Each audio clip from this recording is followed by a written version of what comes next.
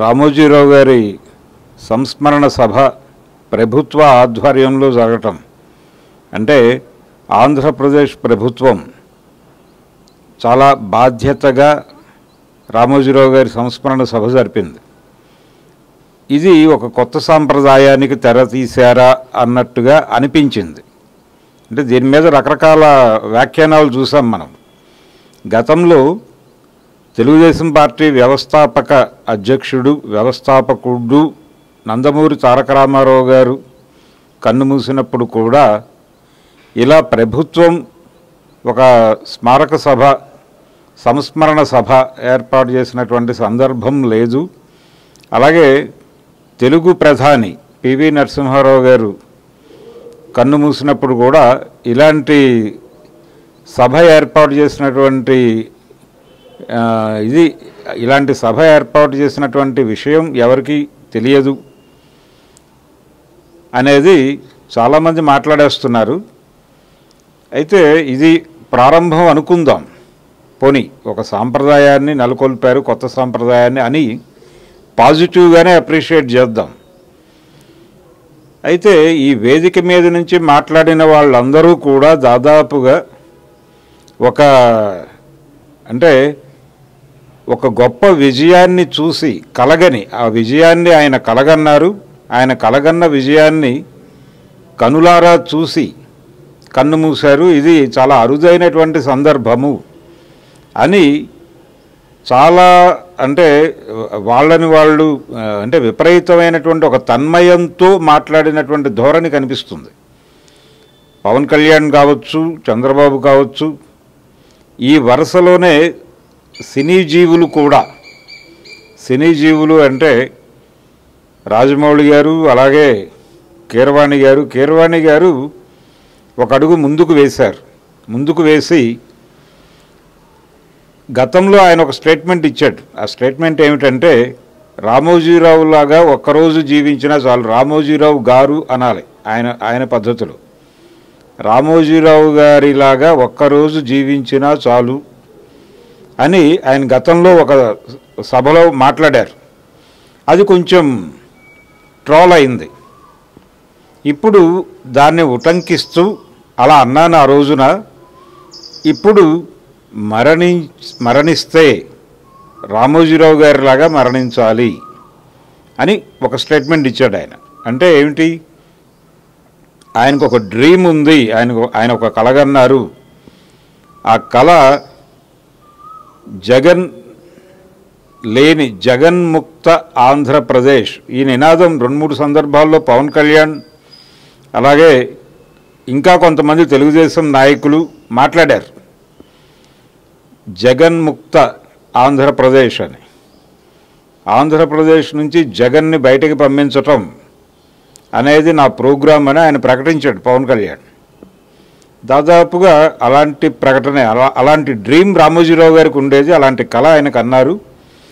ఆ కళ నెరవేరింది. ఆ కళ నెరవేరిన తర్వాత ఆ నెరవేరిన ఆనందంలో ఆయన కన్నుమూయటం అనేది ఒక రకంగా జీవిత సాఫల్యముగా ఆ లెవెల్కి తీసుకెళ్ళి కీరవాణి గారు మాట్లాడారు. దాదాపు పవన్ కళ్యాణ్ కూడా అదే మాట్లాడుతూ అంటే జగన్ రాజకీయ ప్రవేశం చేసినప్పటి నుంచి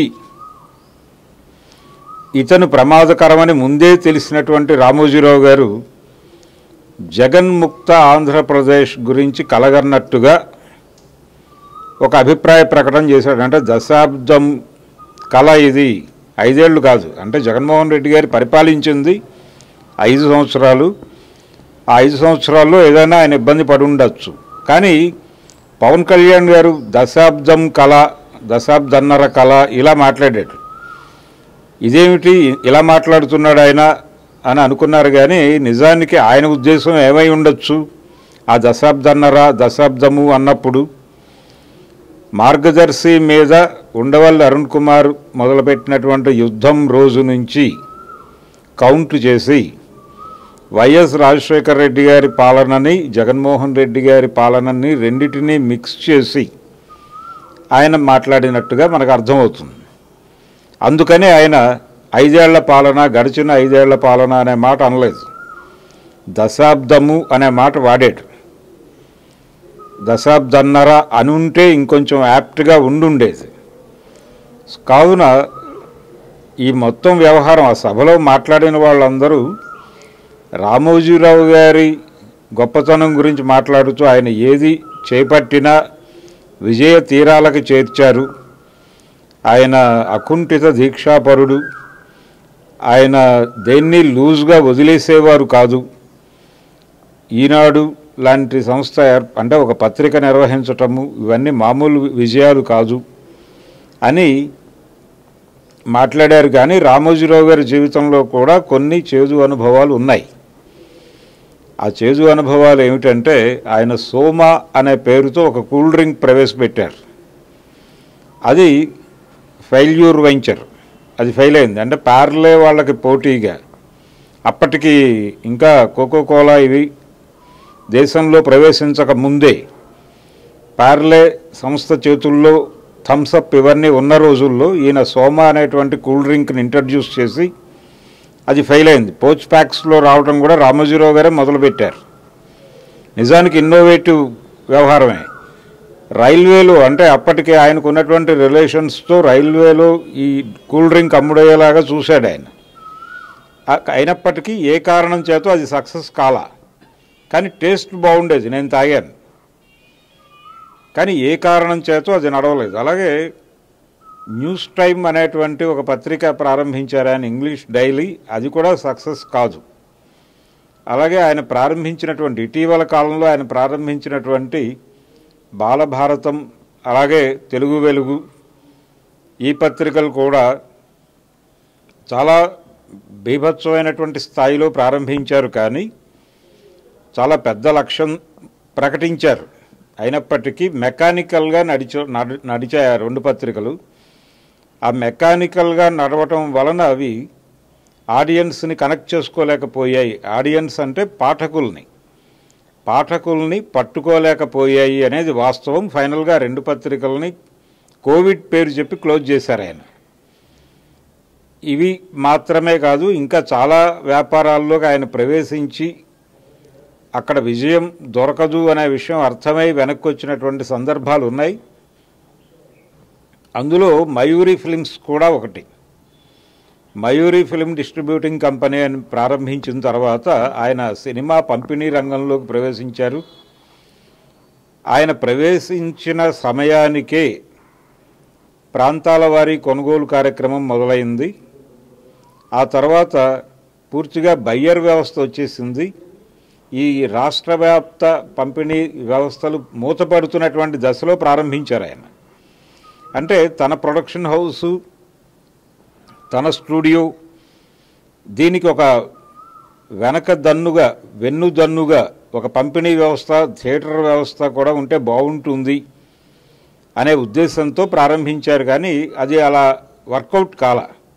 వర్కౌట్ కాకపోవడం వలన అది క్లోజ్ చేయాల్సి వచ్చింది.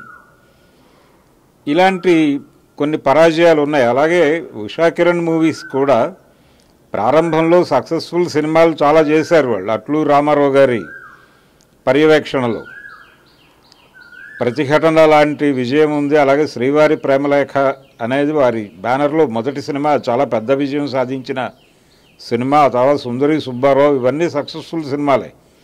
నరసరాజు గారి డైరెక్షన్లో ఆయన తీసినటువంటి కారుదిద్దిన కాపురం సినిమా కూడా చాలా పెద్ద విజయం సాధించింది. కానీ నెక్స్ట్ ఫేజ్, ఆ ఫేజ్ అయిపోయి వీళ్ళు తిరిగి నిర్మాణంలోకి వచ్చి సినిమాలు తీసినప్పుడు వరుస ఫెయిల్యూర్స్ మొదలై ఫైనల్గా ప్రొడక్షన్ హౌస్ క్లోజ్ చేయాల్సినటువంటి సందర్భం వచ్చింది. క్లోజ్ చేశారు. ఆ తర్వాత కూడా ఇంకొక ప్రయత్నం చేద్దామని ఒక చిన్న సినిమాతో మొదలుపెట్టి అది కూడా సక్సెస్ కాక పూర్తిగా షట్ డౌన్ చేశారు.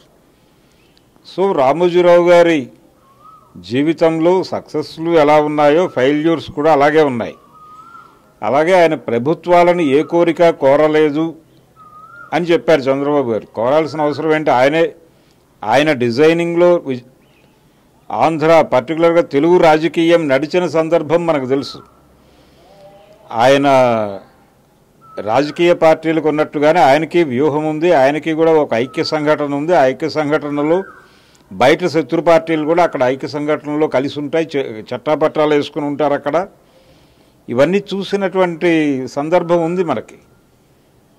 ఈ ప్రభుత్వం ఏర్పాటు చేసినటువంటి సంస్మరణ సభలో మాట్లాడినటువంటి వక్తలు ఒక రకమైన అడ్మిరేషన్తో మాట్లాడారు. అలాగే వీళ్ళందరూ కూడా గడిచిన 5 ఏళ్ల జగన్మోహన్ రెడ్డి పాలనలో విపరీతమైనటువంటి సఫరింగ్ చవి చూసినట్టుగా ఈ సఫరింగ్ని తప్పించటంలో క్రియాశీలక పాత్ర పోషించినటువంటి ఆ వయసులో కూడా ఒక పోరాట యోధుడిగా రామోజీరావు గారిని చూసినట్టుగా అనిపిస్తుంది వాళ్ళ ప్రసంగాల నుంచి. అటువంటి పోరాట యోధుడు చనిపోతే ఆయన్ని అమరవీరుడిగా కీర్తిస్తూ భారతరత్న ఇచ్చి తీరాల్సిందే అని దర్శక దిగ్గజం రాజమౌళి గారు ఒక ప్రకటన లాంటి హెచ్చరిక చేయటం అది చాలా విడ్డూరంగా అనిపిస్తుంది. అయినప్పటికీ అదొక రకమైనటువంటి భావావేశం ఉంటుంది ఆ టైంలో. ఆ భావావేశంతో ఇచ్చినటువంటి ప్రకటనలు ఇవన్నీ కూడా కీరవాణి గారి ప్రసంగం కావచ్చు, రాజమౌళి గారి ప్రసంగం కావచ్చు, మిగిలిన వాళ్ళందరూ శ్యాంప్రసాద్ రెడ్డి గారు కూడా వీళ్ళు మాట్లాడిన తర్వాత ఈ వీడియోల ప్రమోషనల్ యాక్టివిటీ చేపట్టినటువంటి చాలా యూట్యూబ్ ఛానల్స్ రామోజీరావు గారి శత్రువులు అనుకుంటున్నటువంటి వాళ్ళని టార్గెట్ చేస్తూ థంబ్నెయిల్స్ పెట్టి ఈ ఉపన్యాసాలని ప్రజల్లోకి పంపు చేయటం కోసం ఒక ప్రోగ్రాం మొదలుపెట్టారు. అంటే ఇక్కడ రామోజీరావు గారి మీద ప్రేమ కంటే కూడా ప్రేమతో పాటు వీళ్ళు గత ప్రభుత్వం మీద సీరియస్గా క్రిటిసిజం ఇంకా కొనసాగించాలి అనేటువంటి తపన, యుద్ధం ముగియలేదు అంటే శత్రువు మరణించలేదు అన్న టోన్లో నడిచినట్టుగా కనిపించింది. ఇది పర్సనల్గా నేను ఆ మొత్తం వీడియోలు చూసిన తర్వాత నాకు అనిపించింది. దీంతో చాలామంది విభేదించవచ్చు, లేదు ఆయన చనిపోయిన అంటే మనకి ఒక పాత సేయింగ్ ఉంది, చచ్చిన వాడి కళ్ళు చారడేసి అని.